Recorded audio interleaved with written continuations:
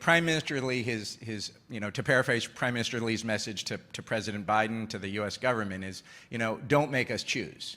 We don't want to have to choose between the U.S. and China. We want to be friends with both. We want to trade with both. We want to engage with both. And then there's an undercurrent, which is, and if you make us choose, you may not like who we end up choosing.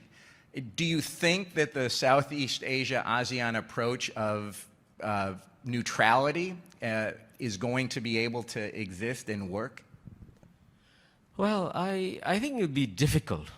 I think no ASEAN country has any illusion that managing the US-China geopolitical contest will be the #1 challenge for any ASEAN country.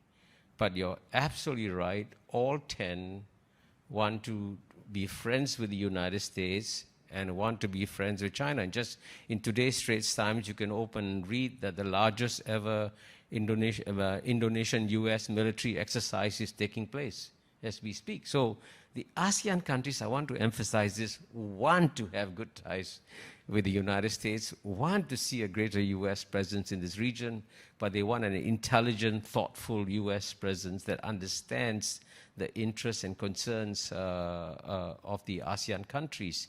And there are tremendous opportunities available in this region. If you're looking for growth markets, frankly, the 3 largest new middle-class populations will be in China, India, and Southeast Asia. And just to give you some indication of what it means in terms of retail goods market, right? In the year 2010, China's retail goods market was only $1.8 trillion, and United States was $4 trillion, more than double that of United States. You fast forward 10 years to 2020, United States retail goods market has gone from $4 trillion to $5.5 trillion. China's has gone from $1.8 trillion to $6 trillion. So it's now larger than this. So if you're going to get in this region, growing integration between the 3 largest growing middle-class populations, obviously you're going to see growth happening in this region. And the reason why you don't see a lot of publicity about it is because, and I want to emphasize this, is what my message in my book, ASEAN Miracle. ASEAN is a remarkably weak organization. But the paradox of ASEAN is that its strength lies in its weakness because everybody trusts ASEAN. ASEAN is not a threat. So ASEAN becomes the body that draws everyone together, as it has done by launching the world's largest free trade agreement, the Regional Comprehensive Economic Partnership, in January this year. So you talk about the CIA, China, India, ASEAN, and you can also talk about the VIP countries, Vietnam, Indonesia, Philippines, which you have that huge domestic market, demographic dividends that are going to pay off in a rising middle class. And you talk that some of the reason for that is because of, I guess you used the word ASEAN weakness, you know what I mean by that. But you also see the downsides of ASEAN weakness as to what's happening in Myanmar and ASEAN's complete inability to enforce its 5-point plan, to keep the murders just going on. You just saw that 4 activists were put to death by the junta.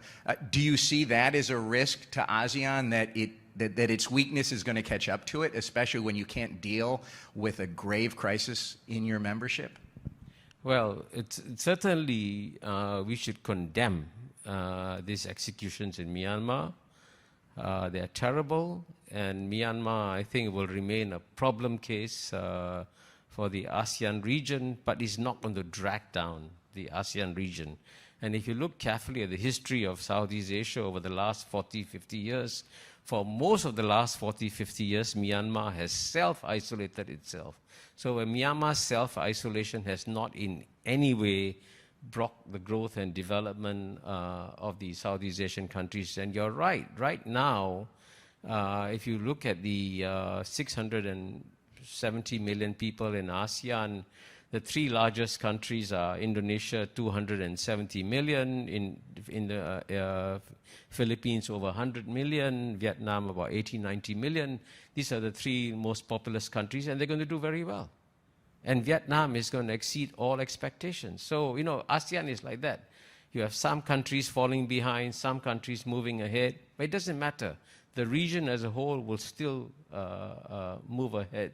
And it'll be driven by the fact that China itself will continue to do well. And the trade between ASEAN and China will continue to grow and develop. And we haven't talked about India yet, so I want to get your perspective on India, because India is in a unique position. If there's one market that is going to really benefit from that pull back from China, it could be India, because that's the market that's big enough to be where you can have manufacturing for both domestic purposes and export purposes. You were president of the UN Security Council. India has not put sanctions on Ukraine, unlike Singapore, which is for the first time in decades put sanctions on a country outside of the UN process. How do you see India balancing being part of the Quad, the U.S., Australia, Japan, India security conference, being part of the Indo-Pacific Economic Framework, but then also trying to maintain good relations with Russia vis-a-vis the rest of the Western countries in Japan, Korea, Singapore? Well, I think the important thing to know when you're dealing with countries like China and India, it's very important to take a long-term historical perspective. And it's important to know for 1800 out of the last 2,000 years, the two largest economies of the world were always those of China and India. It's only in the last 200 years that you've had the Western domination of world history. The Western domination of world history has been a major historical aberration.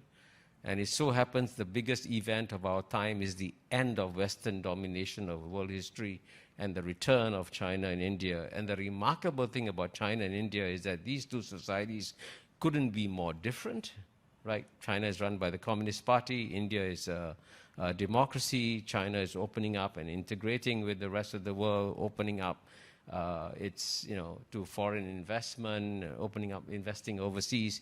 India, relatively speaking, is a more closed economy than China. When India decided not to join the Regional Comprehensive Economic Partnership, I thought, my God, that's going to be a setback for India. But I was wrong.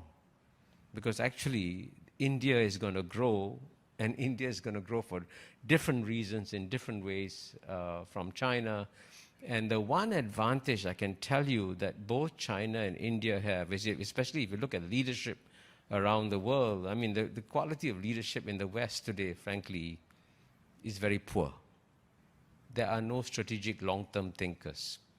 But I can tell you for the next 10 years, China is going to be led by a strategic long-term thinker, Xi Jinping, and India is going to be led by another strategic long-term thinker, Narendra Modi. And it's very unusual. This is the world's largest democracy, and you can predict who's going to be the leader for the next 5 to 10 years. That gives India a tremendous competitive advantage. And plus, many of the reforms that Modi has put in, whether it's in GST, whether it's in terms of direct payments, mobile payments to 500 million Indian women, is an amazing achievement. And women, as you know, spend the money much wiser than the men do. Now they're going to get Indian women spending money on their children, investing in them. And so India itself is on its own positive trajectory, which is very significant. And I think it was Larry Summers who once said, forget the macroeconomics. At the end of the day, it's about which society can unleash the animal spirits of its population. And guess what? The one country that's unleashed the animal spirits of its population is India today. And if you want to go to a really bullish economic environment, go to India.